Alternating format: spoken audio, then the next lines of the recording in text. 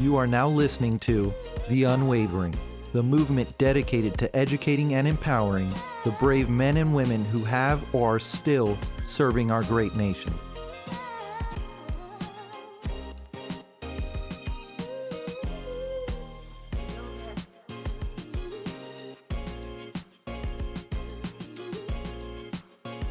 What's up, everyone? This is Kevin with another episode of the Unwavering Podcast.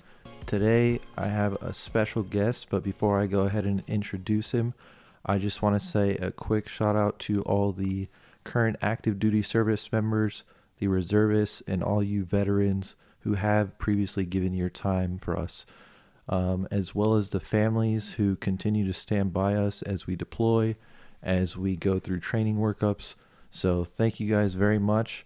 And I will go ahead and hand the mic over to my friend Scott and let him introduce himself. Kevin, thank you very much for having me on. My name is Scott Spitzer. I am a lawyer in Washington, D.C.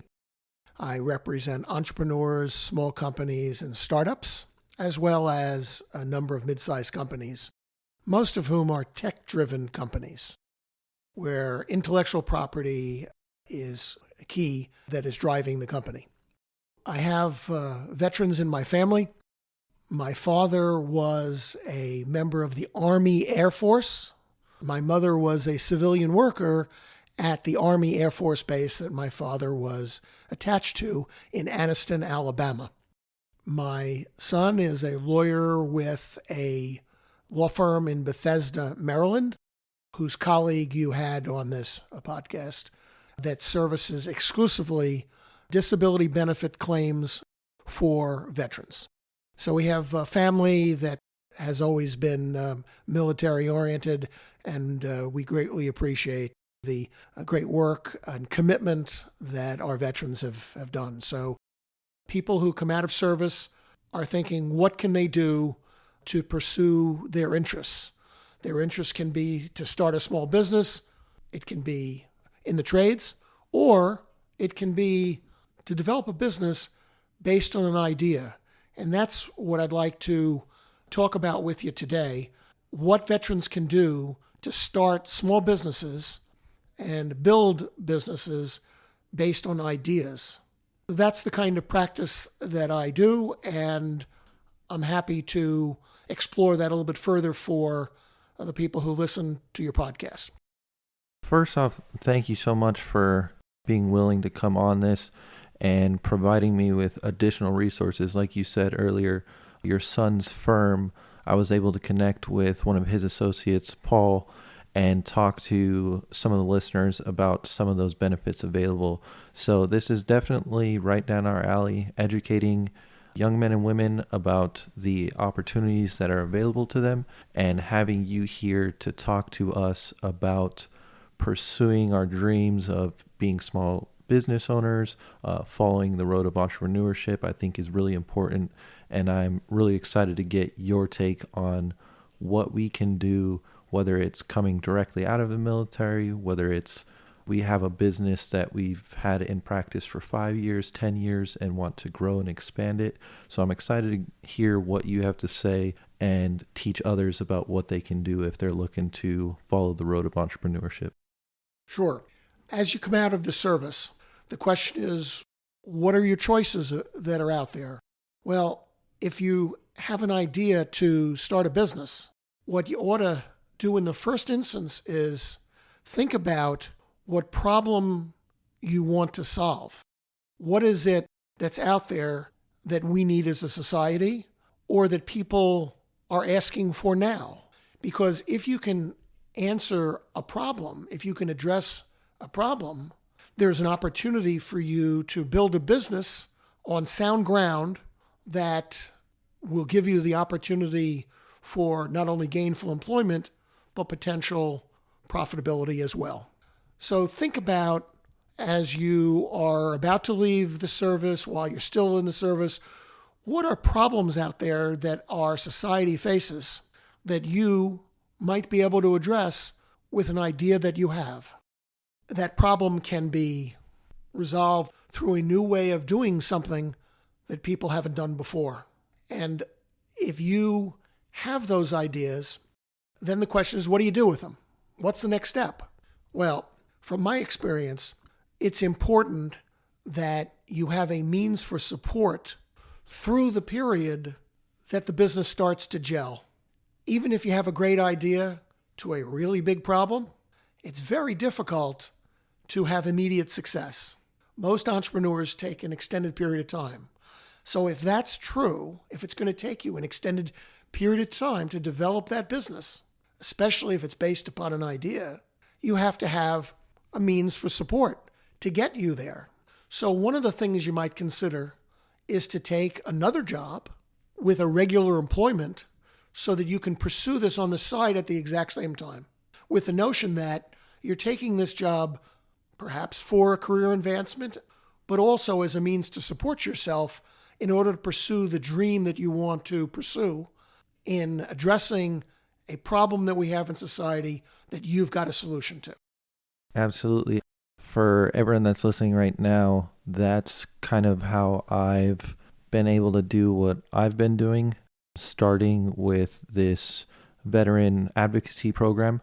My normal day job is I'm working as a quality assurance inspector on various research and development projects, and it's great. It makes me way more money than I should probably have, but it's also allowing me the opportunity to work towards helping my community, towards helping veterans, as you said, reintegrate into society, help them with social adaptability, help them filing VA claims. So getting that information out there, but it's not cheap. Paying for studio time, paying for the trademark, paying for various licenses, it costs money. So I wouldn't be able to do it unless I had a steady job that I can, one, pay for housing and overhead and everything like that, and then secondly, pay for the business. So I'm glad that you did mention that, because I think a lot of people who do decide to start a business, maybe they have an excellent idea, but they don't know everything that comes with it. With you saying earlier that some of these individuals have an idea and a new means of executing that idea, can you give us a couple examples of businesses that you've seen that have either solved a problem or brought it to attention in a new way? Sure. I have a client that I've been working with for a number of years in Fairfax, Virginia. The gentleman was particularly taken with what he perceived to be, and frankly is, a major problem in the United States. And that is, how are we going to take care of our seniors as they age? We have an aging population, and we have most people with very small retirement funds. On average, it's about $50,000 savings. With $50,000 in savings, how are these folks, and there are millions of them, how are they going to afford care as they get older? There are, for example, assisted living communities that are out there. Sunrise Living is one of them, for example. It's a nationwide chain. They have hundreds of locations. But those hundreds of locations don't begin to solve the problem of our seniors. Not only are there a limited number of them, but they're very costly. You can spend $60,000 to $80,000 a year in an assisted living facility. So the reality in America is we don't have the capability or the financial ability to address seniors staying in their homes through the end of their life. How are we as a society going to deal with this? This is a big problem, and it's a growing problem. So he decided that he wants to come up with a solution for it. He has a background in engineering, and so he decided to start a business focused on building home healthcare robots so that seniors could age in place. These robots he has focused on would be low cost, because if they're very expensive, it doesn't solve the problem because people can't afford them, right? So if each of the robots are $10,000 or $15,000, our seniors can't afford them. So his focus has been, we've got a problem in America. aging population, limited financial resources, and a need for them to age in place. His solution is home healthcare, low-cost robot. And he has been working on this to the point where he has robots that can perform a number of things that seniors need. That's the kind of idea. And he's building this company. It's called INF Robotics. The name of the robot is called Rudy the robot. And he has the ability to address this major problem. And at the same time, he has a small income stream hosting summer camps, teaching young children robotics in order to pursue this business of ideas that he's come up with. I love that you mentioned that he is utilizing his platform to do two things. One, he's utilizing it to accomplish his goal of helping senior citizens, but he's also using it as a form of parallel progression to help the youth and teach them about engineering and STEM. Like Scott's saying, if you guys have goals, if you have something you're working towards, and you can find a way to, one, solve a problem, but two, educate future generations, not only is it going to be a good business practice, but it's going to help to influence future generations of engineers, of entrepreneurs. So it's really cool to hear that he's utilizing his time to do multiple things. That did bring up a question, though. With you saying we need to be focused on generating streams of income to fund our ideas, I know a lot of people talk about funding. You and I previously had a discussion about it. Before people think about going to investors or angel investors, who should they go to first? Right. Well, in the first instance, you have an idea to address a problem. Okay. If you have that idea, then the question is, what are the financial resources it's going to take to get you to success? Because if you go to people, you can work off your credit card for so long with the income stream that you have. But if you think through your idea, you're going to need to come up with a financial plan. And the financial plan has got to have some assumptions as to how long it's going to take, what human resources you're going to need, and what financial resources you're going to need. What's it going to take to get you to success? Well, let's say you come up with that. You say, okay, I've got an idea. I'm going to probably need 2 research assistants to help me get there. I can't do it myself. So the question is, what's your role? Are you the idea man? Are you the person who can take the pen and to paper and draw the plans? Are you the person that can take the plans and turn it into the physical embodiment of what you have? Whatever it is, there's an execution piece. And oftentimes, this assessment and importantly, coming up with a financial plan of what it's going to take to get there. Because if you're asking people to give you money, they're going to say, okay, I get it. Your idea sounds good, but how are we going to realize it? It's the execution phase, which is critical for people who give you money. They assume you have a good idea. That's why they're talking to you. That's why they're listening to you. And they may be sold on the idea that you've got a solution to a big problem. The other thing you ought to do at that same time that you're gainfully employed and you're developing your financial plan is see what the competition is out there. If it's a retail shop, for example, that you're thinking of to sell something, you ought to visit all of the competitors in nearby areas that have anything like what you do, because you want to be able to assure yourself that someone else hasn't actually done it. You don't want to spend a whole lot of time, get some money, and all of a sudden realize someone's got the exact same idea and they're 3 years ahead of you. So as part and parcel of the financial plan, you also want to very closely understand what the competition is there and how what you've come up with differs from the competition. And you have to think through that 6 months from now, when you do a presentation to someone, there's going to be a chart of what you have and the functionality and what the competition has. and they're going to be check marks in all the boxes. You want to be able to present to folks that you know the competition.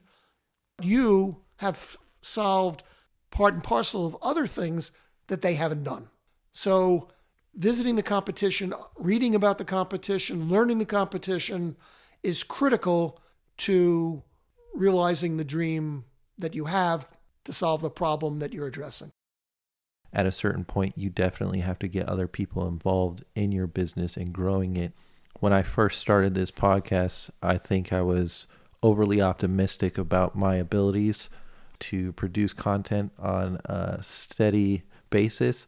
I don't think I was taking into account the fact that I do have a day job that is very demanding, or that I was going to be the one doing the editing on top of doing the marketing and doing the research and doing everything else. So when I first started, I told my two friends who helped me start the podcast, I said, you know what? I've been seeing a lot of the other people, the competition, they're producing shows 5 days a week.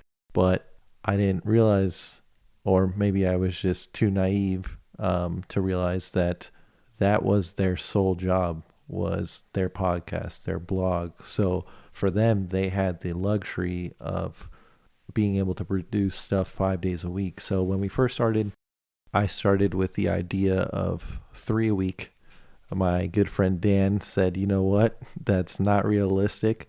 And, we kind of butted heads, but me trusting him and accepting his guidance, I said, all right, what if we go for 2 a week? And he said, I still don't think that's good, but if you want to go ahead and go for it, we can. So the first probably 4 months that we started, it was draining. I mean, I was running out of time, and it doesn't seem like a lot for those of you guys who are listening. You hear us talking for 30 minutes, but what you don't see behind the scenes is that 30 minutes was actually, an hour-long episode, and it actually took me 5 hours to edit. It also took me another 2 hours to come up with, okay, how am I going to market this on Facebook, on Instagram, on various social media platforms? So it wasn't realistic of me, and I'm glad that I had to learn that lesson the hard way. I'm glad that I had teammates that saw that and were able to bring me back down to reality. So what Scott's saying is crucial for you guys who are looking to start a business. You need to surround yourself with people who are going to be brutally honest. You don't want people who are going to sugarcoat things, because that's really going to hurt all of you in the end. And like he said, once you start getting to a point where you want people to respect you and accept you as a professional, they're going to be looking for those things. They're going to be looking to see that you've done your market research on the competition, that you have a team that is handling various roles, and no single person is the central point of focus. Because what happens if I'm the only person running the Unwavering and I get sick, or there's a death in the family, something like that happens? Now what's going to happen? I'm not going to be able to produce content and deliver like we promised to the audience. So these are issues that you're going to run into if you do not carry yourself and plan ahead. So I'm glad you brought those things up. And one more thing that I was going to say too on the market research and getting to know your competition. Some of you guys may know this, some of you may not, but I actually started another business venture, a clothing company, with a good friend of mine. And when we started, that's exactly what we did. Was we went to the mall, we went to the local areas, and we said, okay, these people we're going to consider our competition. What quality material are they using? How thick is their ink that they're utilizing on the shirts? How many washes are they going to last before they fade in color? Are they going to stretch around the neckline? So if you guys are going to put your name on something, you want to make sure that it's the best quality possible. And that's really where I think people are successful in business. It's either, like Scott said, they come to the table with a brand new idea that no one else is doing, or they're bringing an old idea but doing it better than the competition, whether it's due to quality, customer service, So just things for you guys to think about, but I'm definitely glad that you mentioned those things. I mentioned a couple of other things about having that day job and also putting the team around you. On the day job, this other company, if you're working for a company while you're pursuing your dream for this business, be careful in terms of what restrictions your day job places on you, not just in terms of time, as Kevin mentioned, but also legally. If you plan to go into an area where your employer is already involved, if it's an adjacent space, much less the same space, but if it's an adjacent area, you may be constrained by the legal documents that your day job wants you to sign and that they will require you to sign. So if you have an idea that you want to pursue and your thought is that not only can I do this on the side, but I'm going to learn about my idea and pursue my idea and crystallize my idea by working for a company that's in the same area, that poses several challenges for you. That isn't necessarily the best way to do it. It sounds like it's a good idea. I'm interested in home healthcare robots. Well, I'll go work for Roomba. I'll learn about robots from the number one robotics company. It's not a good idea because legally, someone like Roomba, just for an example, will have you sign documents of two types. One is a confidentiality agreement, which will require you to keep confidential anything that you learn from Roomba and that you will not be able to exploit either during or after your employment. Second of all, they will have you sign an invention ownership agreement whereby anything that you think of while you're employed by them is owned by them, not you.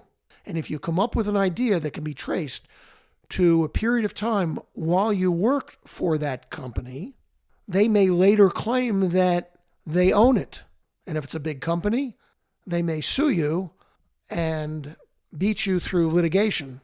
So confidentiality agreements, invention ownership agreements, and the third part of this is non-competition agreements. They may have you sign an agreement without negotiation that says that you may not compete with them on the same product or service, not only while you're employed by them, but for a period of time after you leave them. And if you do, they can go after you. They're going to have you in a court which isn't nearby to your home. So such a company can make it very difficult for you. So a word to the wise is when you take that other job in order to earn income to pursue your dream, be thoughtful about what company you're going to work for. So that's about that piece of it. In terms of teammates, in terms of colleagues, it's very important to pick the right people. Having your best friend isn't necessarily the best idea for a business colleague. It can be because you obviously feel very comfortable with them, but you need to be very clear-headed about what the people that you're going to surround yourself bring to the table. For most preliminary angel funding, one of the slides that you're going to have in your PowerPoint presentation is a picture of your team. You've got to surround yourself for financing purposes with a team. For the same reasons that Kevin, you mentioned, that financiers want to see that there isn't just one person. They want to be able to see a team with a variety of functions and capabilities and backgrounds. Because a team means 2 + 2 = 5. The ability of the company to be valuable is based not only on the original entrepreneur's idea, but upon the execution.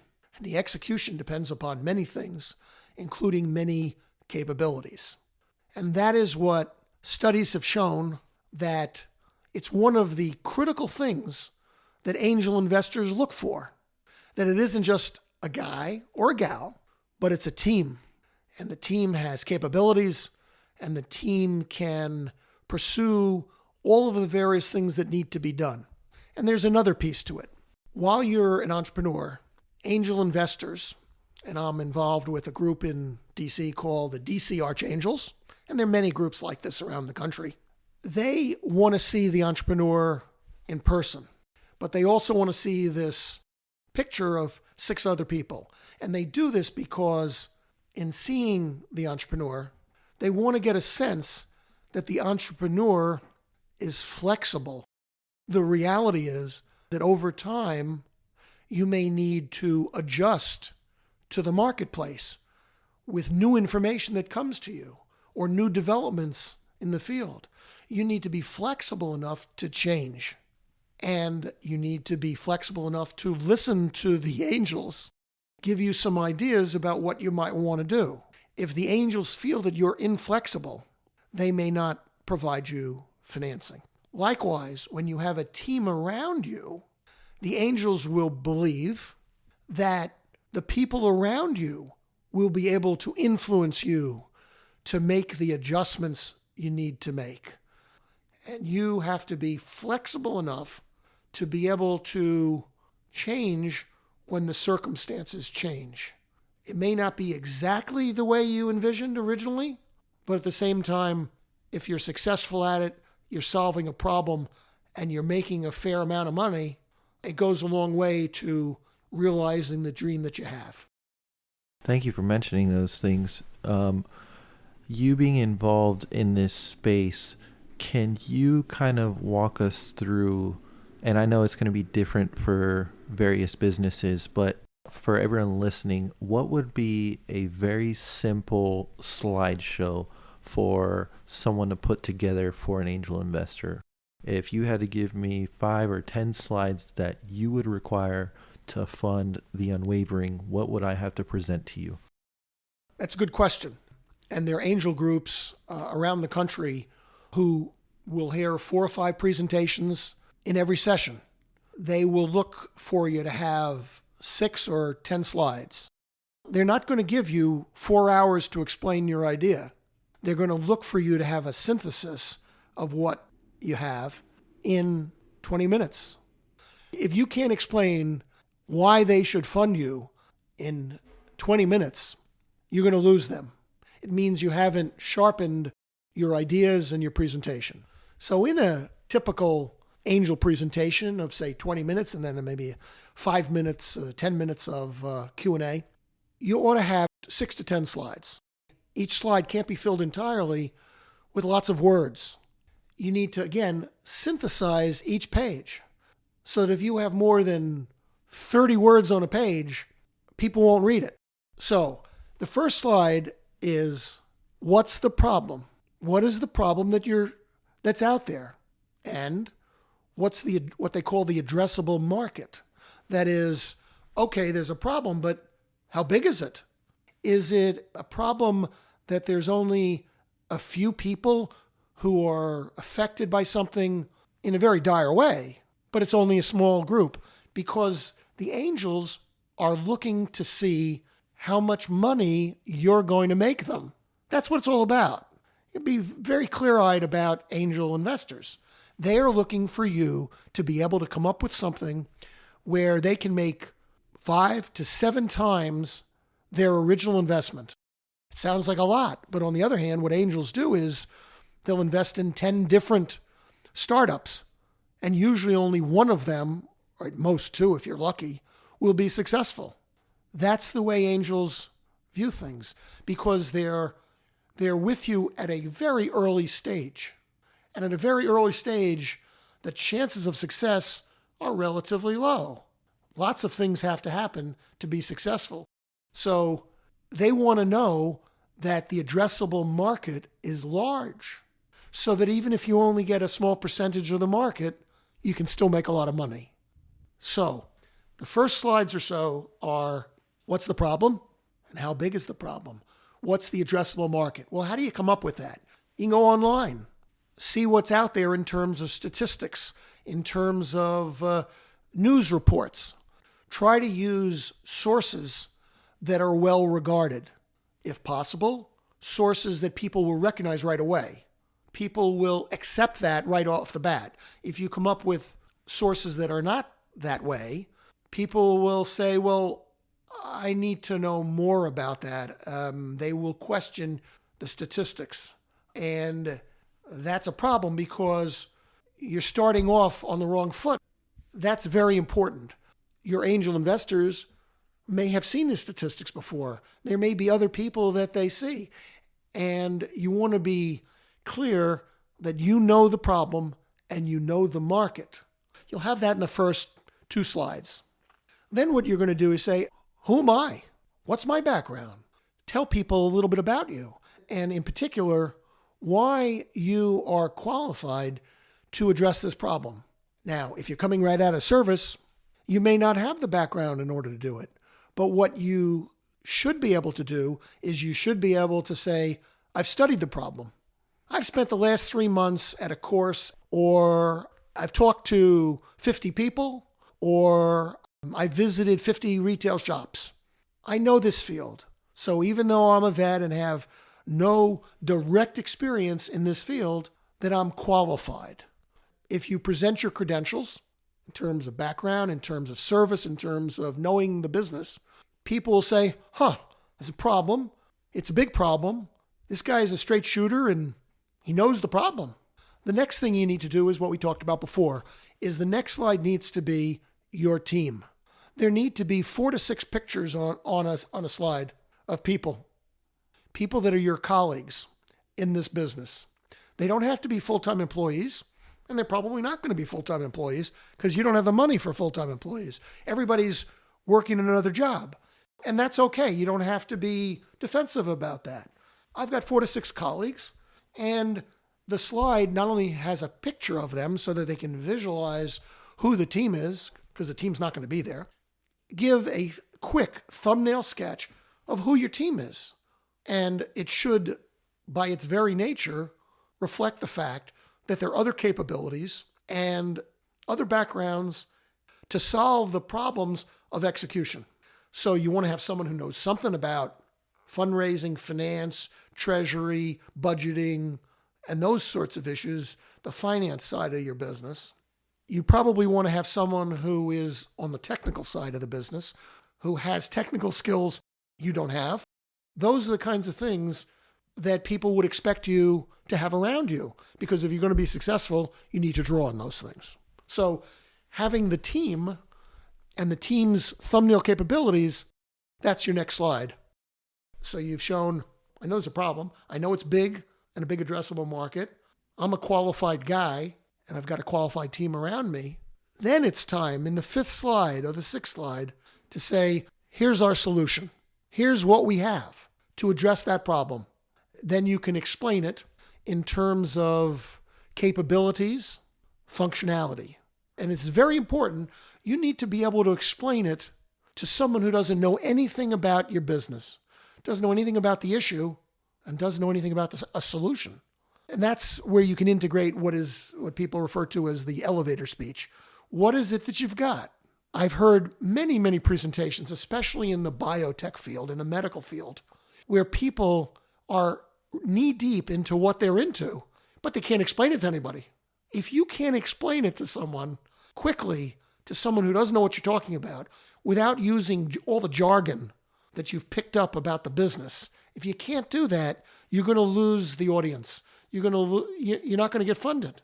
Most angel investors are not in your field.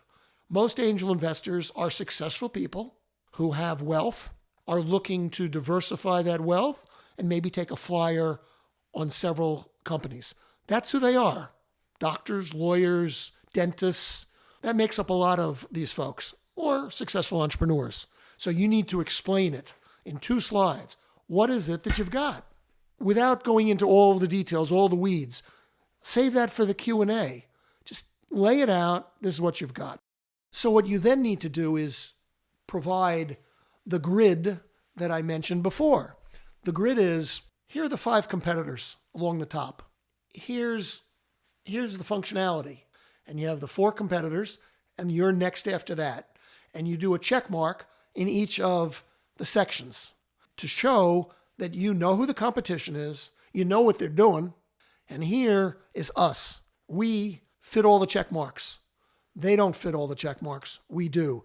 Here's why we're different than the competition. Here's where our niche is. And here's where we're going to sneak in and make a lot of money. I worked a number of years ago with an entrepreneur who was in the single-use medical device business. All the plastic that you see in hospitals, all that stuff. He built a successful business. The competition was Johnson & Johnson, multi-billion-dollar business. When he got funding, how did he get funding? He was able to say to folks, there are single-use medical products. Each of them have very small usage. It's too small for Johnson & Johnson. It's big enough for me, and I can make a lot of money at it, but it's, rounding errors for Johnson & Johnson. So I'm going to go into those areas. This guy built a successful business as an original entrepreneur from Baltimore, built his business into a single-use medical products business in New Jersey, strung together 10 products, all below the radar screen for Johnson & Johnson, and built it into a $100 million company. I worked with him for a few years. There are opportunities for niche businesses that the big guys, it's too small for them, but it's a big business. So just because they're big guys in the industry doesn't mean that you can't get in and build a small company and make a lot of money in niches that are large, as a general matter, but not large enough for the big boys. So that's what you want to do on this grid. Here are the big boys. Here's my competition. Here's what they do, and here's what I do. That gets to about 10 slides, and then you have your Q&A. That's the kind of presentation you should think about that you'll need to come up with if you're going to seek angel funding. Just to step back a moment, understand that you're going to pay for whatever you initially do off of your salary, right, from the company that's working for. The next round is not angel funding. The next round is what they call friends and family. You go to all your family members, you go to friends and say, hey, I've got this idea, here's my business plan, and you're likely to get some funding from friends and family. You're likely to get money from relatives and friends because they like you, they trust you, they want to see you successful, and they think you have a pretty good idea. Oh, okay, I'll take a flyer. Another reason why you want friends and family is that when you go to the angels, they want to see that there's some individuals, however biased they may be towards you, nonetheless, there are individuals who put up some money, that it isn't just you, that if there's a small group of people who put some money in. That's very important when you go for the angel round to see that there has been a friends and family round. If you guys have questions, just any opportunity you get to educate yourself about your industry, about what you're doing and what you're trying to shed light or fix is hugely beneficial.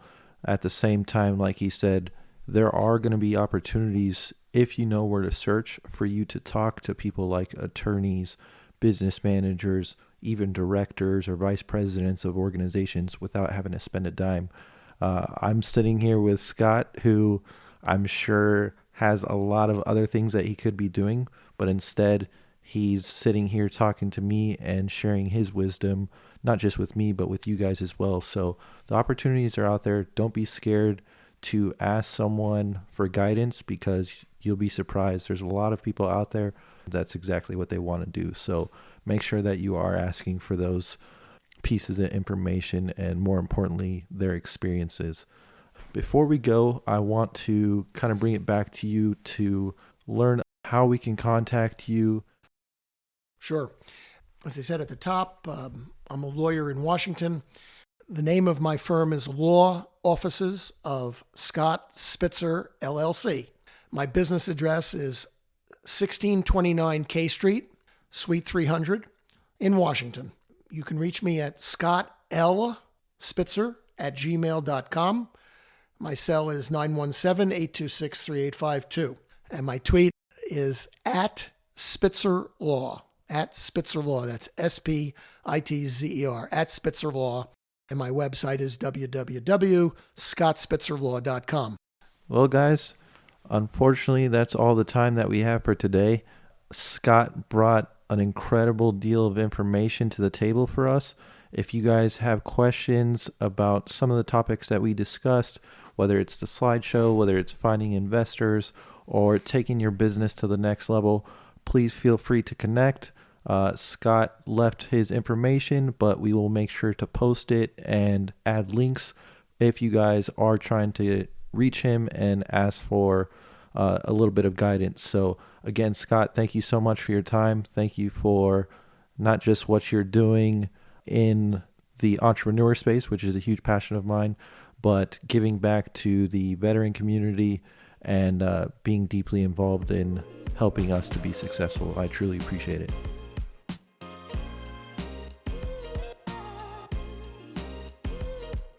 Thanks for listening to The Unwavering. Please rate and comment on Apple Podcasts. Give us a 5-star and a great comment, and we may just read it on a future episode. Also, follow us on social platforms like Instagram, Facebook, and YouTube. Be sure to check back with us next week.